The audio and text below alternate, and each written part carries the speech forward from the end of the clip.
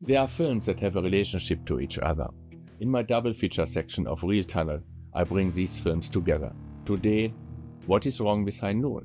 High Noon was a huge success, so much so that another film wanted to demonstrate that High Noon was actually not as good.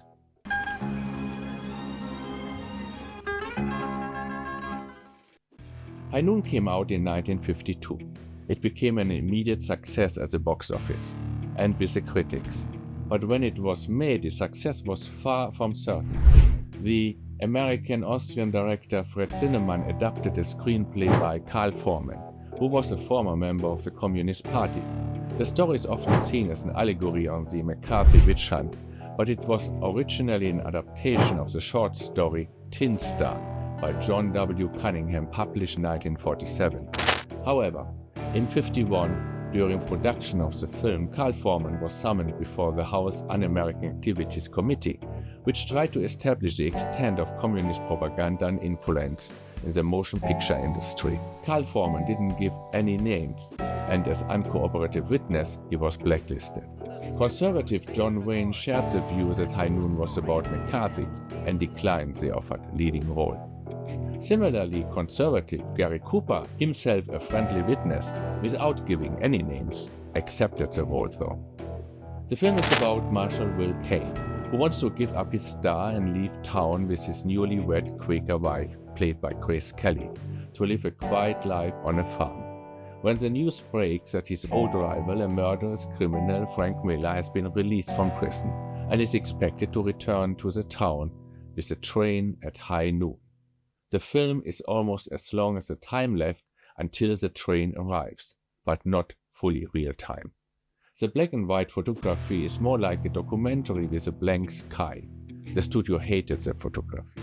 Gary Cooper, at that time of the shooting, was 52. Grace Kelly, who played his wife, was 30 years younger. At the time of the film's release, the age difference was much more acceptable as nowadays. The story was also about the Marshals' past and achievements and made the age difference plausible. The attempt of the sheriff to get support from the citizens of the town is painful to watch. It is Gary Cooper's suffering, his desperate face, that imprints on anyone's memory who watches this film.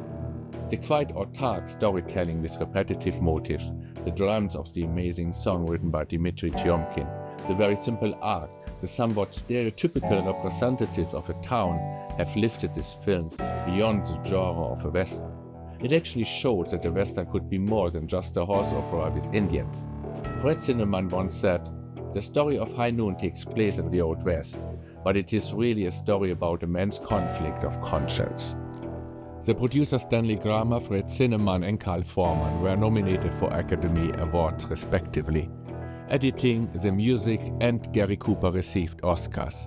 On a side note, John Wayne accepted for the absent Gary Cooper. I'm going to go back and find my business manager, an agent, producer, and 3-name writer, and find out why I didn't get High Noon instead of Cooper. However, there were also critics of this film. Some didn't like the bigger-than-life principled character Will Kane, who doesn't run away from his responsibility. Others, like the director Howard Hawks, criticized that the town marshal was going to run around town like chicken, which according to him wasn't the plot of a good western. This same Howard Hawks claims that his Rio Bravo was a response to High Noon. The plot is not quite comparable to High Noon, but another western was. Many of the High Noon critics preferred this film, which was based on a short story written by Elmore Leonard in 1953, obviously influenced by High Noon. The director was Delmer Daves. The hero played by Van Heflin was more an anti-hero. The story 3 to 10 to humor is actually High Noon in reverse.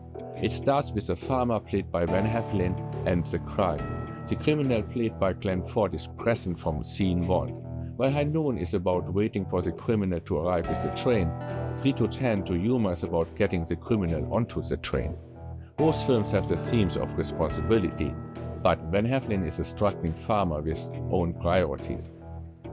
Look, Wade, I don't have anything against you personally. I'm just doing this for the money. Glenn Ford's character isn't this uber-criminal Frank Miller from High Noon, but a very clever, to a certain extent even sympathetic guy who's dangerous but not fully evil.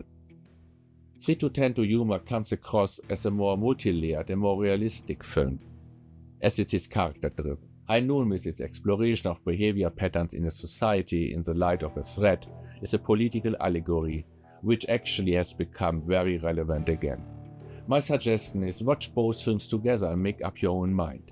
By the way, both films were remade, and the 3 to 10 to Yuma version from 2007 is worth to watch as well.